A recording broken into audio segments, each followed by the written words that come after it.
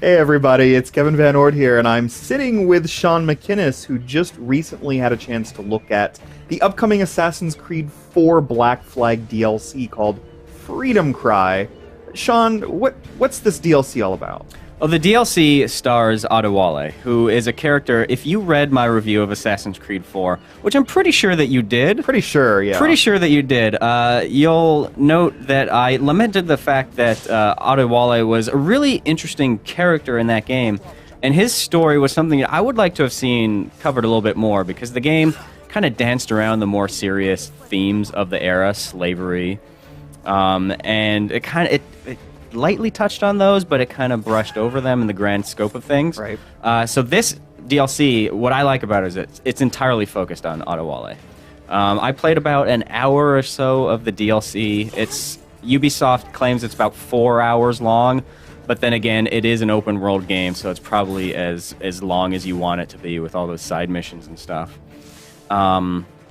So yeah, it's set 15 years after Assassin's Creed 4. I'm not going to spoil what happens at the end of Assassin's Creed 4, but Adewale has sort of like, he's moved on to Haiti, and at the beginning of the DLC, he is kind of like shipwrecked. He winds up in Haiti, and he's trying to assemble a crew and find a ship, and he does that by freeing slaves in Port-au-Prince. And that's one of the interesting gameplay mechanics in the game, is that you remember in Assassin's Creed 4 when Edward is trying to flesh out his crew and he finds like these pirates around the cities, and he kind of like rescues pirates who are caught and like going to jail or that type of thing.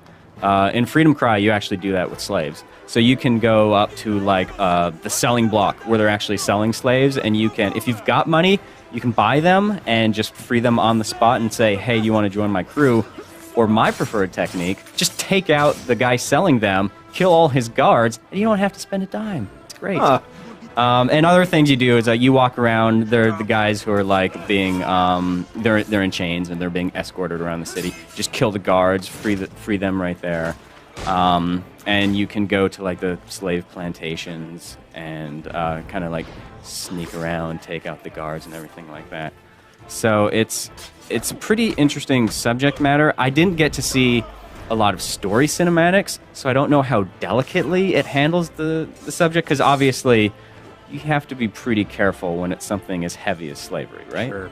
But I really enjoyed Adewale as a character in the main game. I'm really happy to see that he's getting some spotlight here, and whether or not Ubisoft can handle it in a way that does justice to the subject matter remains to be seen, obviously, but I'm very intrigued by the focus of this. Is playing Adewale very much like playing any other Assassin's Creed character? Yeah, I mean, he moves, he runs and jumps just as effortlessly as Edward, just as much as Ezio, any Assassin's Creed character that's come before him. You know, it moves very much like an Assassin's Creed game.